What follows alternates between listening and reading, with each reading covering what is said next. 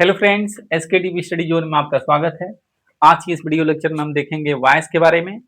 और ये voice topic कितना इंपॉर्टेंट हो सकता है, इस बात को हम ऐसे समझ सकते हैं कि आप क्लास 9th में हो, 10th में हो, 11th में हो, 12th में हो, आप यूपी बोर्ड या सीबीएसई बोर्ड किसी भी बोर्ड से हो, इन सभी परीक्षाओं में वॉइस से प्रश्न पूछे ही पूछे जाते हैं। सिवाय इसके भारत के कोई भी कॉम्पिटेटिव एग्जाम की यदि आप तैयारी कर रहे हैं और वहां पे इंग्लिश आ रही है, तो वहां पर ये समझ लीजिए कि वॉइस से प्रश्न होते ही होते हैं। मैं एक लाइन में आपको बता दूं तो बिना वॉइस का आप न तो स्पोकन कर सकते हैं, न राइटिंग कर सकते हैं, और न ही इंग्लिश को आप समझ सकते हैं। और एक गलतफहमी बच्चों को होती है, मोस्ट ऑफ स्टूडेंट को ऐसा लगता है कि सर हमने 12 टेंस पढ़ लिया है, हमने चुका है, रहा है, लिया है, दिया है, सारा कुछ पढ़ लिया है, तो सर हम किसी भी वाक्य को अंग्रेजी में बना सकते हैं और कुछ भी लिखा है तो हम समझ सकते हैं। हम उनकी इस गलतफहमी को दूर करने के लिए पहले तो ये बता दूं कि ये टेंस नामक चीज कुछ होता ही नहीं है। एक्चुअली में होता है एक्टिव वॉइस। क्या होता है? Active voice. यहाँ पर एक वाक्य है जो हिंदी में लोग बोलते हैं कि काम किसी और का और नाम किसी और का। उसी तरह से ये टेंस को इस कदर लोगों ने हाईलाइट किया कि एक्टिव वॉइस का नाम ही बच्चे भूल गए, लेकिन एक्चुअली में होता है एक्टिव वॉइस ही, और इसी का दूसरा नाम होता है टेंस। और आपने टेंस को पढ़ करके केवल एक हिस्से को पढ़ा है और अभी दूसरे हिस्से को आपने नहीं पढ़ा है, इसलिए आपकी जानकारी अधूरी रहती है। और बच्चों को लगता है कि हमने 12 टेंस जो है, रहा है, चुका है, कुछ भी आएगा तो सर हम उसको हम बना लेंगे, तो अब तो हम सीख ही गए हैं। ऐसा कुछ भी नहीं है।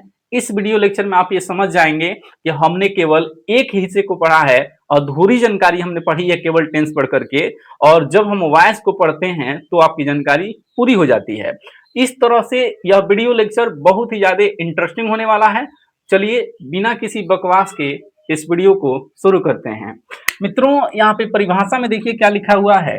परिभाषा में यहाँ पे लिखा हुआ है कि voice is a form of verb. इसका मतलब हुआ कि जो वॉइस होता है वह क्रिया का एक रूप होता है। कह रहा है कि दैट, जो टेल्स अस, हमें बताता है, वेदर, की subject is active, subject active है, आर नॉट, अथवा नहीं। इसको हम अपने शब्दों में बता दूं तो कह रहा है कि किसी भी वाक्य में प्रयुक्त वर्ब, कोई भी जब हम वाक्य लिखते हैं तो उसमें जो वर्ब का प्रयोग किया जा रहा है, तो यदि उस वर्ब से ये पता चले कि उस वाक्य में दिया गया एक्शन, मतलब कि यही जो एक्शन है, वर्ब है, इसको कर्ता स्वयं कर रहा है या कर्ता पर ही हो रहा है, इसी को हम लोग वॉइस कहते हैं। इस बात को हम एग्जाम्पल के जरिए समझाएंगे। नीचे यहाँ पे लिखा हुआ है, चलिए देखते हैं काइंड्स ऑफ वॉइस। वॉइस यानी कि वाच्य के प्रकार। तो यहाँ पे लिख रहा है कि there are two type of voice, यानी कि एक्टिव वॉइस और पैसिव वॉइस। इस एक्टिव वॉइस का दूसरा नाम ही होता है टेंस। फ्रेंड्स, ये पहले ही आप समझ लें और जान लें। और पैसिव वॉइस को कहते हैं कर्मवाच्य। यहाँ पे थोड़ा नाम से ही समझ लेते हैं इसकी परिभाषा को पढ़ने से पहले कि ये क्या कह रहा है।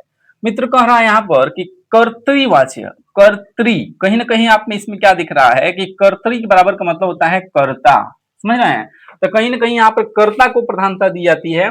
और यहाँ पे लिखा है कर्मवाच्य, कर्मवाच्य है ना। कर्म को हम लोग इंग्लिश में ऑब्जेक्ट कहते हैं, यहाँ पे कहीं ना कहीं कर्म को प्रधानता दी जाती है। तो इसकी डिफिनेशंस को पढ़ेंगे और हद तक ये क्लियर हो जाएगा। देखिए डिफिनेशन में क्या कह रहा है।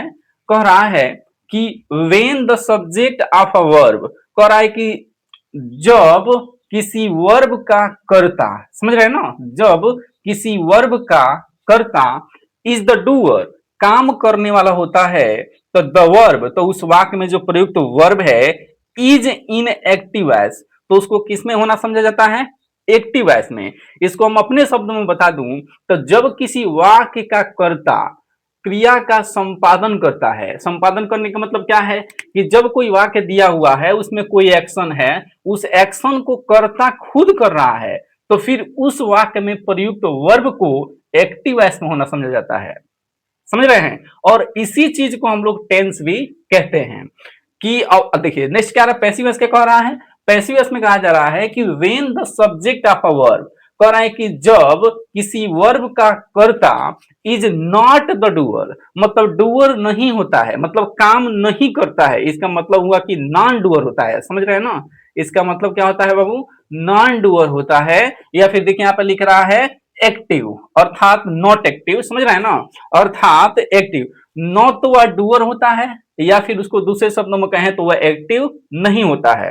तो कह रहा है कि द वर्ब, तो उस वाक्य में प्रयुक्त वर्ब को इज इन पैसिव वॉइस में होना समझा जाता है।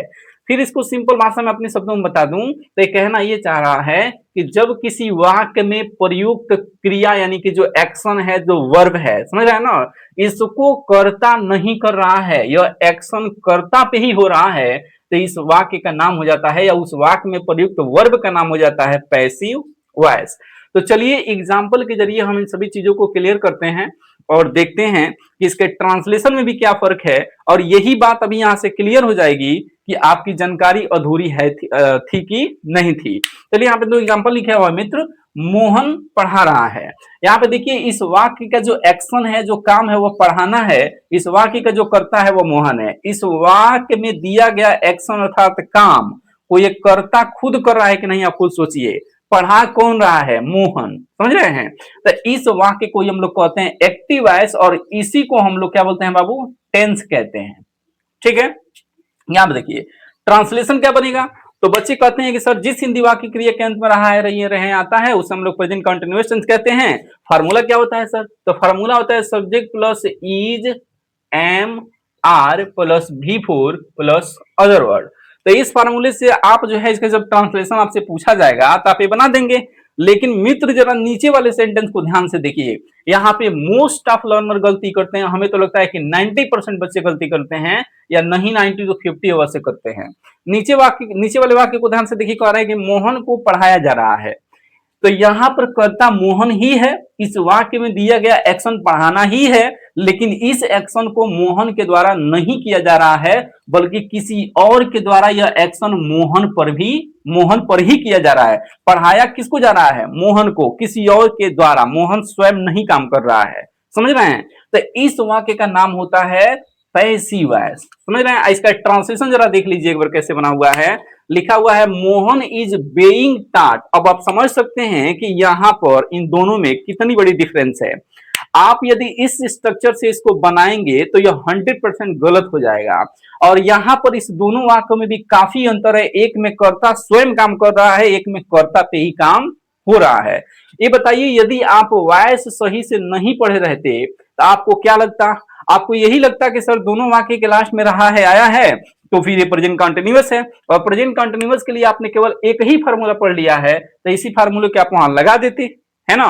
तो आई होप आपको समझ में आ गया होगा कि वॉइस चैप्टर पढ़ना क्यों जरूरी होता है, और ऐसा हम क्यों बोल रहे थे कि यदि आप टेंस पढ़ रहे हैं और 12 टेंस पढ़ लिए और आपको ये लगने लगा कि हम अब किसी भी वाक्य को अंग्रेजी में बना लेंगे या कुछ भी बोल लेंगे लिख लेंगे, तो ये आपकी गलत फहमी है। आपने टेंस पढ़ा, केवल एक हिस्सा पढ़ा है, अभी दूसरे हिस्से को पढ़ना बाकी है। और यदि आप उस हिस्से को नहीं पढ़ते हैं तो जानकारी अधूरी हो जाएगी, और अधूरी जानकारी खुद के लिए कितना खतरनाक हो सकता है आप समझ सकते हैं।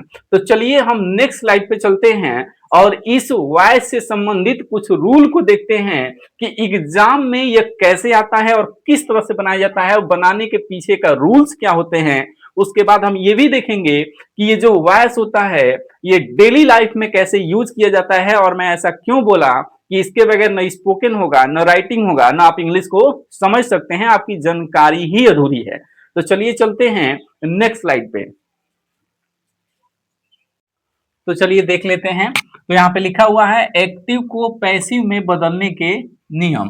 तो यहाँ पर 6 पॉइंट लिखा हुआ है, और यदि इस पॉइंट्स को आप याद रखते हैं, इसको अभी हम चार्ट के माध्यम से भी समझाएंगे, तो आपका एक्टिव से पैसिव जो एग्जाम में पूछा जाता है, समझ रहे हैं ना, जो एग्जाम में आता है वह 1 2 नंबर 3 नंबर 4 नंबर जितने नंबर का भी आता है, ये गलत नहीं होगा यदि ये 6 पॉइंट याद रखते हैं तो चलिए देखते हैं ये पॉइंट क्या कह रहा है। तो यहाँ पे सबसे पहला बिंदु है जिसमें बताया जा रहा है कि एक्टिव से पैसिव बनाते समय, मित्रों मैंने पिछली स्लाइड में जो कुछ भी बताया उसमें हम चीजों को हिंदी में बताया, और खास तौर पे चीजें इंग्लिश में लिखी जा रही हैं, क्योंकि यहाँ पे यूपी बोर्ड सीबीएसई जोड़ मतलब हिंदी मीडियम इंग्लिश मीडियम दोनों बच्चों को ध्यान में रखते हुए वीडियो बनाया जाता है।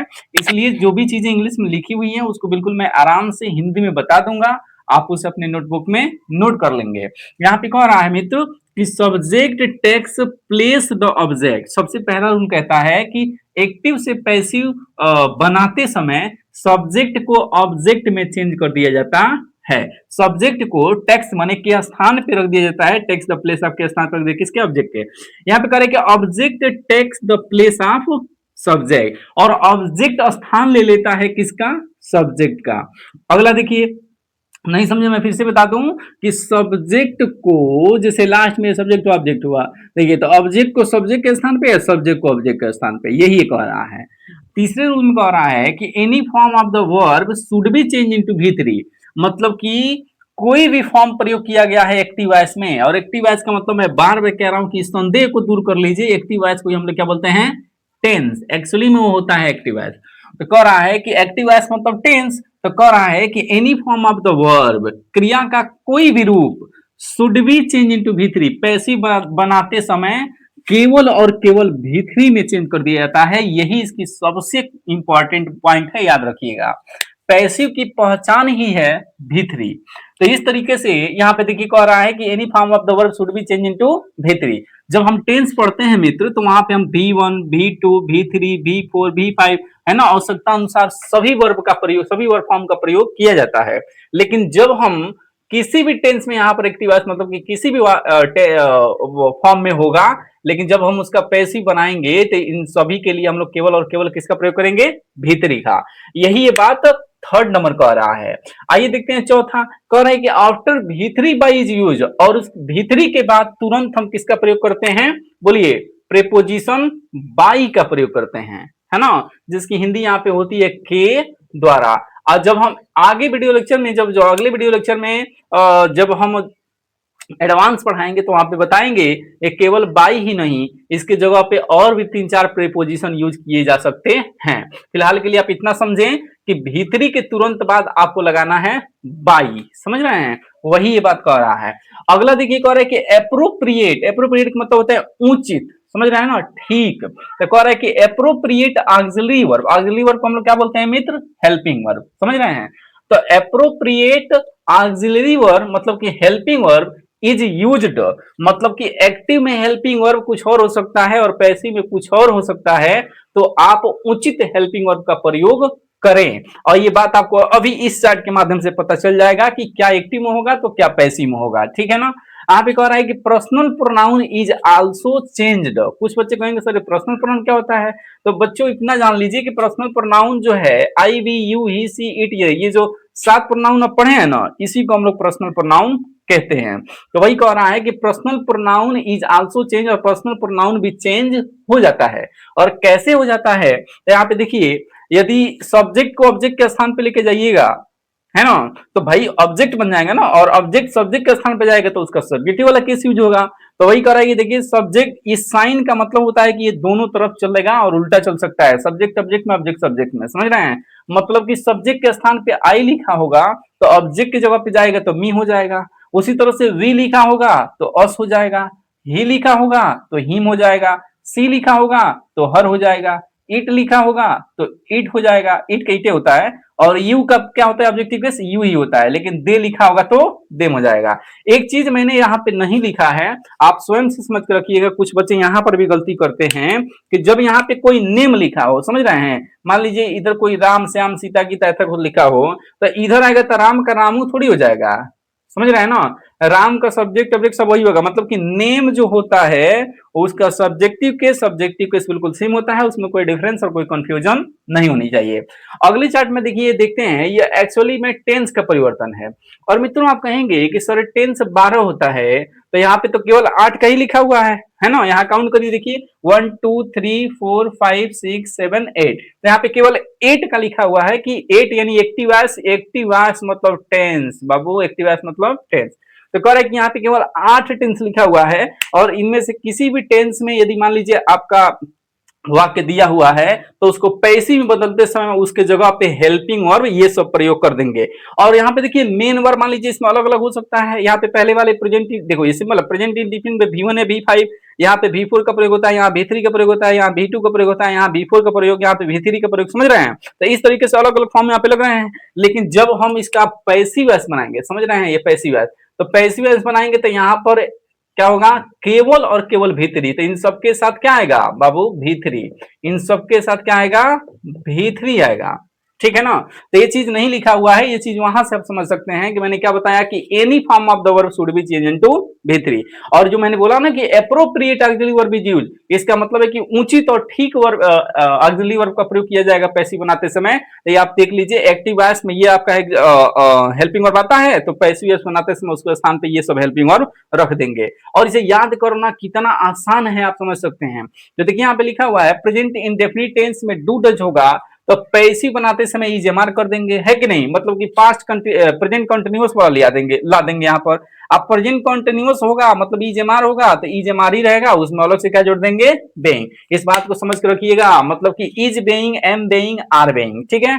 और यदि वो प्रेजेंट परफेक्ट का होगा तो जाहिर सी बात है उसमें हैज जमाया होगा, तो पैसिव बनाते समय हैज है भी रहेगा, उसके साथ एक्स्ट्रा क्या कर देना है, बीन ऐड कर देना है, समझ रहे हैं, हैज बीन और हैव बीन। और यदि पास्ट इंडेफिनिट होगा तो यहाँ पे कह रहा है डिड। हाँ मित्रों, ये जो 8 लिखा हुआ है अभी इसको जस्ट हम क्लियरिफाई करेंगे कि यहाँ पर 8 ही क्यों लिखा है जबकि 12 न होता है। तो 8 क्यों होता है, 4 का क्यों नहीं बनता है या क्यों नहीं लिखा है, अभी नेक्स्ट स्लाइड में इस बात को क्लियर करेंगे और तो आप उसको लेकर के चिंतित न हो। तो यहाँ पे देखिए लिखा है पास्ट इंडेफिनिट, तो यहाँ पे कह रहा है कि डिड का प्रयोग किया जाएगा तो ये पैसिव वॉइस में आएगा तो उसके जगह पे वाज वर्ब हो जाएगा।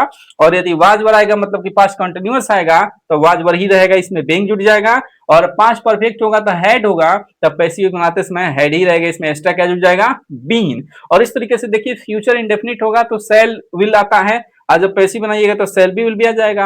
यहाँ पे देखिए फ्यूचर परफेक्ट होगा तो सेल हैव विल आएगा, और पैसिव बनाते समय सेल हैव बीन, मतलब कि इसके साथ एक्स्ट्रा में क्या जुड़ जाएगा, बीन जुड़ जाएगा। आपने देखा कि यही सब कहीं ना कहीं घुमा फिरा करके वर्ड प्रयोग कर रही है, इसको बड़ी ध्यान से आप देखेंगे, एक बार देखिएगा याद हो जाएगा। कैसे कि यहाँ पर देखिए प्रेजेंट इंडेफिनिट की बात की जा रही है तो प्रेजेंट कंटीन्यूअस वाला लग जा रहा है, प्रेजेंट कंटीन्यूअस की बात की जा रही है तो ये उतर जा रहा है, इसमें बीइंग जुड़ जा रहा है।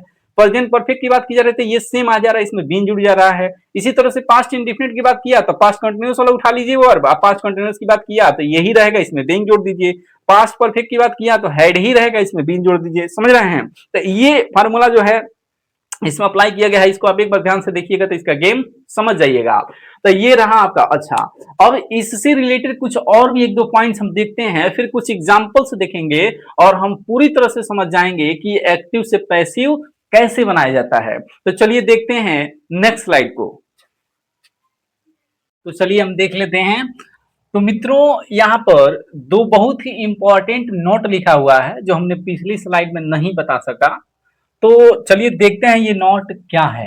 कह रहा है नोट नंबर 1 में कि एक्टिव से पैसिव केवल 8 टेंस का ही बनाया जाता है, अर्थात 4 टेंस का पैसिव वॉइस नहीं बनाया जाता है, समझ रहे हैं ना, अर्थात 4 का नहीं बनाया जाता है। कह रहा है क्योंकि इसका हेल्पिंग वर्ब पहले ही प्रयोग किया जा चुका होता है। कह रहा है क्योंकि इसका हेल्पिंग वर्ब पहले ही प्रयोग किया जा चुका होता है। यह बात कैसे, तो मित्रों देखिए जैसे कि हमने कहा कि sir present perfect continuous tense, जो बच्चे टेंस नहीं पढ़े होंगे वो टेंस अवश्य पढ़ लें, क्योंकि बिना टेंस का आप एक्टिव पैसिव नरेशन नहीं सीख सकते।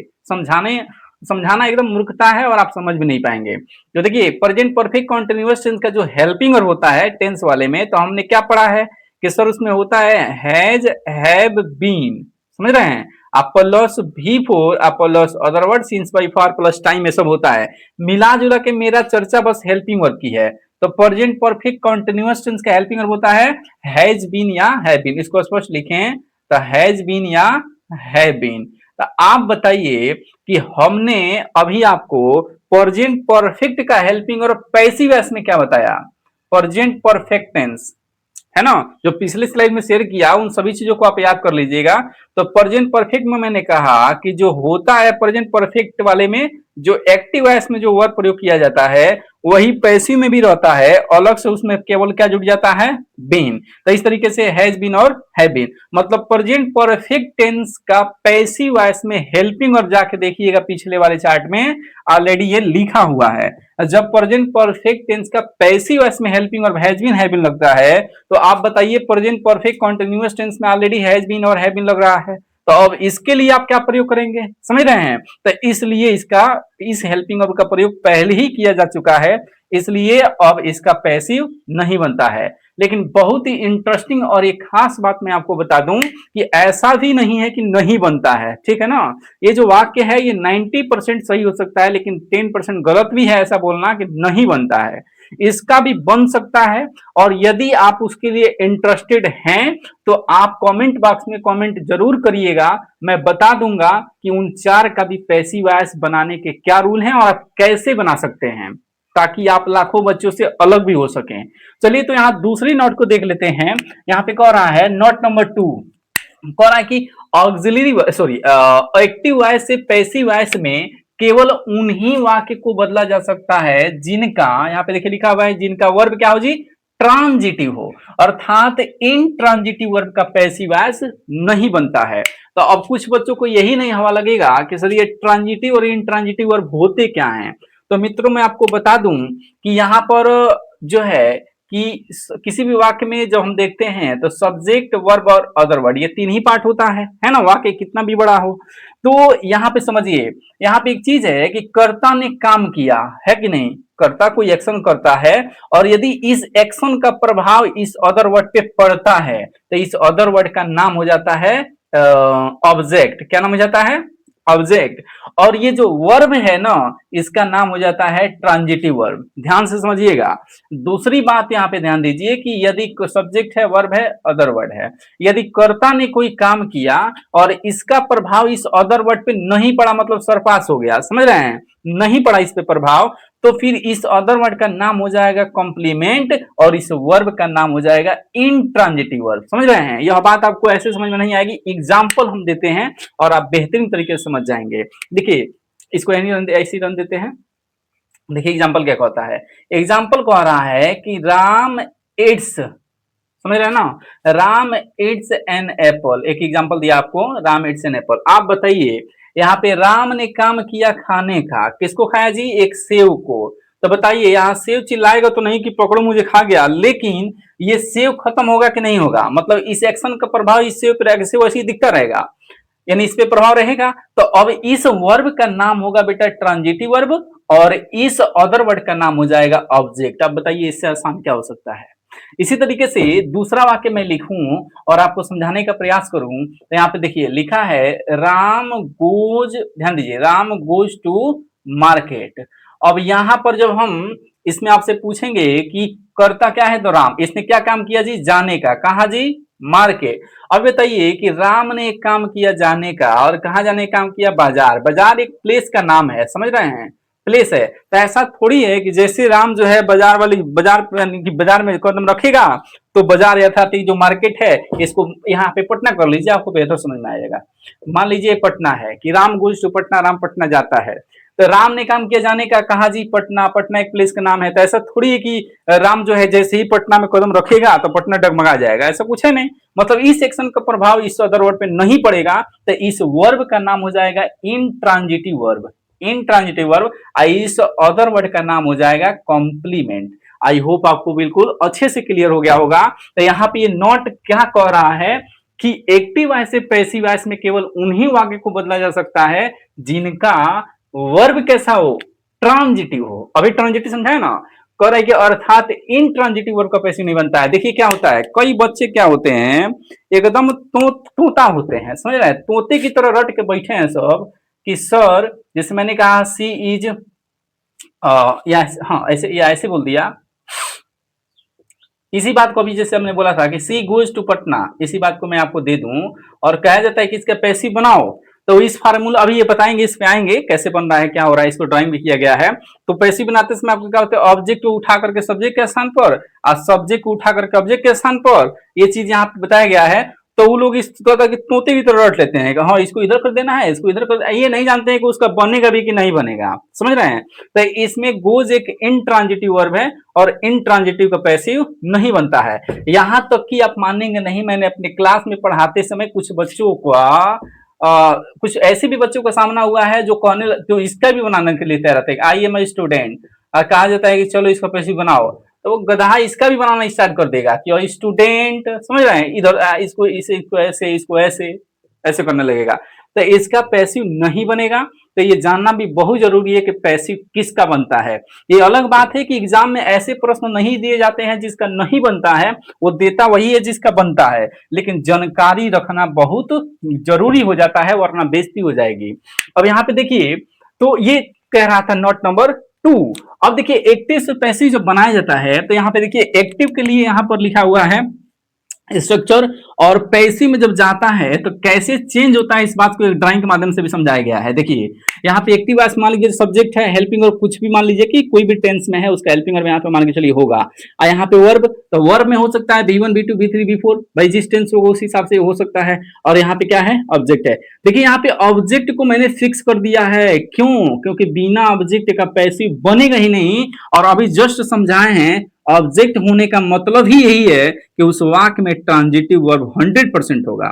बिना ट्रांजिटिव का ऑब्जेक्ट नहीं, और यदि ये बात आपको क्लियर नहीं हो पा रही है तो आप हमारे एक हमने अपने चैनल पे एक प्लेलिस्ट बनाया है जिस प्लेलिस्ट का नाम है टेंस से पहले का बेसिक, आप उसको जरूर देखें। वहां पर इन सभी चीजों को बिल्कुल डिटेल में समझाया गया है और वहां बिल्कुल आप समझ जाएंगे कि ऑब्जेक्ट कॉम्प्लीमेंट और फिर ट्रांजिटिव इंट्रांजिटिव वर्ब क्या होती हैं। तो उस वीडियो लेक्चर को आप जरूर देखें, यहां समय खराब करने से कोई फायदा नहीं है।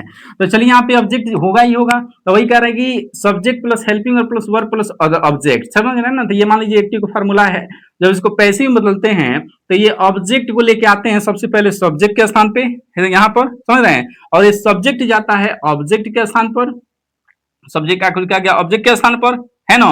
लेकिन एक बात याद रखना है, बच्चा क्या करता है कि ऑब्जेक्ट यहाँ पे मान के चलिए यदि मी लिखा है तो इस मी को जब सब्जेक्ट के स्थान पे ऑब्जेक्ट, हाँ सब्जेक्ट के स्थान पे लाता है तो वैसे ही वो मी से स्टार्ट कर देता है, समझ रहे हैं? अभी इससे पहले मैंने एक चार्ट बनाया था जिसमें लिखा था पर्सनल प्रोनाउन, और वहां पे कुछ चीजें लिखी थी कि जैसे आई का आगे लिखा था मी, इसका मतलब ये है कि जब आई ऑब्जेक्ट के स्थान पे जाएगा तो मी हो जाएगा, और मी सब्जेक्ट के स्थान पे आएगा तो आई हो जाएगा, समझ रहे हैं? तो उस चार्ट को आप याद रखिएगा।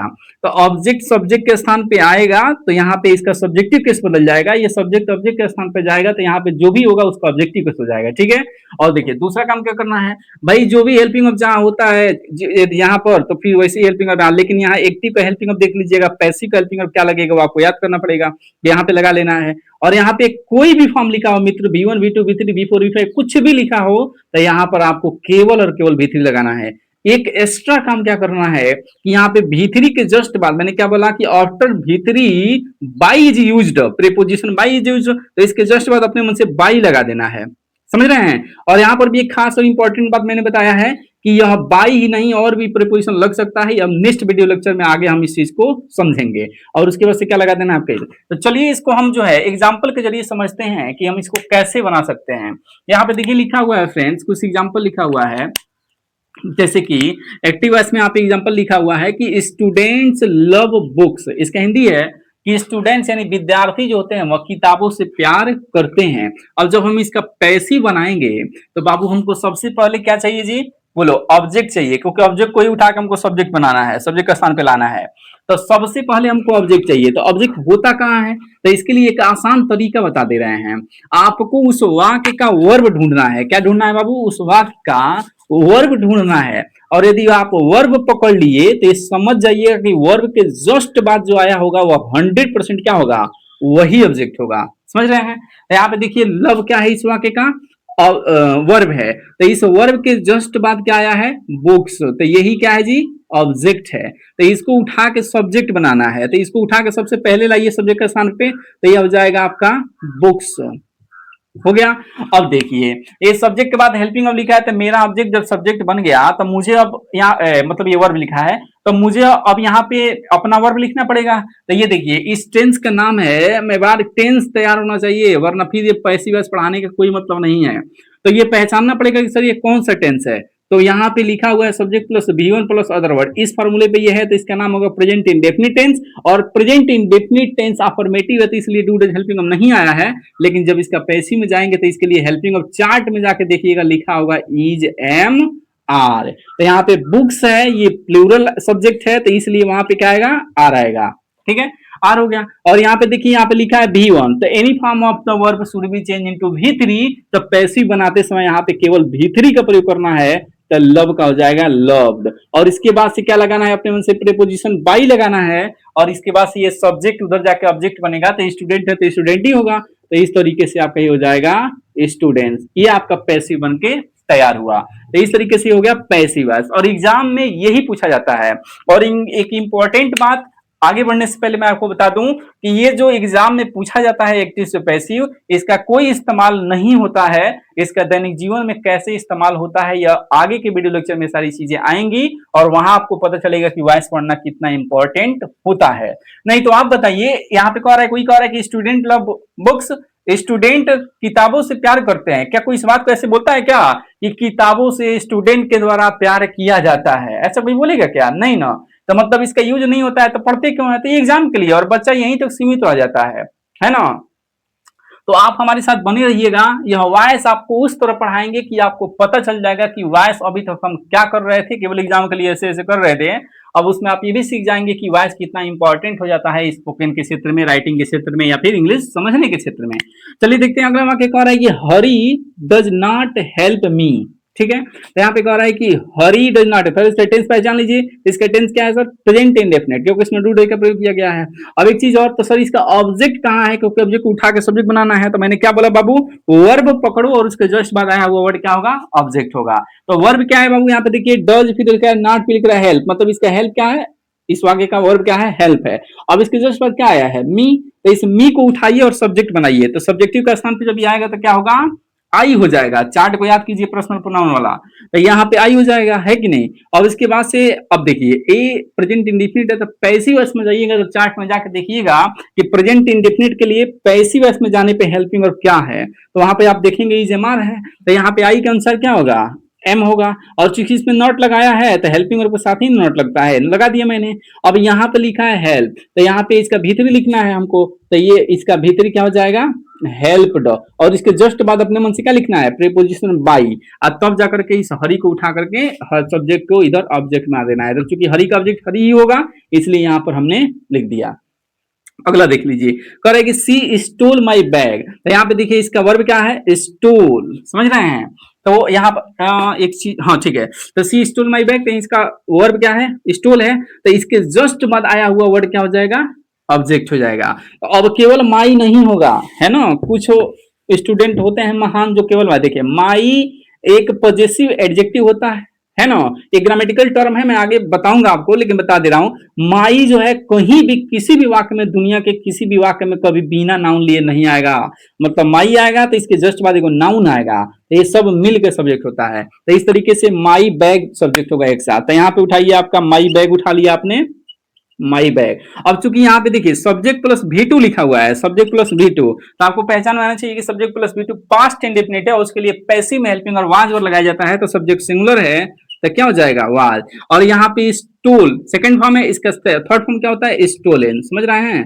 तो स्टोलन आपने मन से क्या लगाना है? बाई। और इसके बाद से ये सी जो है ये ऑब्जेक्टिव केस जाएगा, जब वहां पे ऑब्जेक्ट के स्थान पे, तो क्या हो जाएगा? हर हो जाएगा। क्या हो जाएगा बाबू? हर हो जाएगा। तो इस तरीके से ये इसका पैसिव बना। आइए लास्ट एग्जांपल देख लेते हैं कि she did not write a letter, तो यहाँ पे इसका वर्ब क्या है? राइट है। देखिए यहाँ पे इसका वर्ब क्या है? राइट है ना। हो सकता है आपको दिख नहीं रहा हो, तो मैं फिर से लिख देता हूं, इसका वर्ब है राइट अ लेटर, है ना। वर्ब नहीं है, मतलब वर्ब तो राइट है। तो देखिए, तो यहाँ इसका वर्ब राइट हो गया, तो इसके जस्ट बाद आया हुआ वर्ड ऑब्जेक्ट होगा, तो इसके जस्ट बाद क्या है? A letter. तो इस तरीके से आप उठा लिए अ लेटर। आपने क्या उठाया? A letter. A letter. अब आपको क्या चाहिए जी? तब पैसिव वैसे बनाएंगे तो भाई डिड लिखा हुआ है, तो ये पास्ट इंडिविजुअल, इसका हेल्पिंग में क्या होगा? तो वाज वर्ब होगा। तो यहाँ पे एक लेटर की बात हो रहा है तो वाज ही ना होगा, और इसके बाद नॉट हम लगा लेंगे। Any form of the word should be change into V3, तो यहाँ पे राइट लिखा है तो इसका भीतरी क्या हो जाएगा? रिटेन। और इसके बाद अपने मन से क्या लगाना है बाबू? बाई, है ना, BY बाई। और उसके बाद से ये सी जाके उधर ऑब्जेक्ट बनेगा तो क्या हो जाएगा? हर। तो इस तरह से इसका पैसिव बन गया।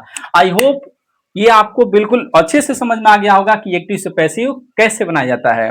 लेकिन एक बात बहुत खुश होने की जरूरत नहीं है, ये जो आप यदि सीख भी गए तो एग्जाम में आजकल इतना लॉलीपॉप क्वेश्चन नहीं आते हैं, थोड़ा सा एग्जामिनर आज घुमा दे रहा है प्रश्नों को।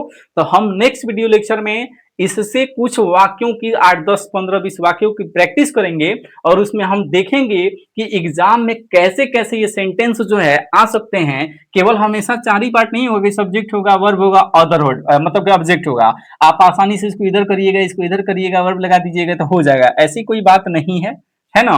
तो इसमें और भी सेंटेंस उल्टे पुल्टे 2-3 क्लाउज में सेंटेंस आ सकता है, लंबा हो सकता है, तो वहां पे बच्चे कंफ्यूज हो जाते हैं। और इस बात को हम लोग नेक्स्ट वीडियो लेक्चर में बहुत अच्छे से प्रैक्टिस करेंगे और सीखेंगे। तो चलिए मिलते हैं इसी क्रम में नेक्स्ट वीडियो में, और हमारे साथ आप जरूर बने रहिएगा, जिससे आपका वॉइस पूरी कंप्लीट तरीके से जो है पढ़ाया जा सके और आप वॉइस को अच्छे से सीख सकें। तो चलिए मिलते हैं नेक्स्ट वीडियो में। जय हिंद, जय भारत।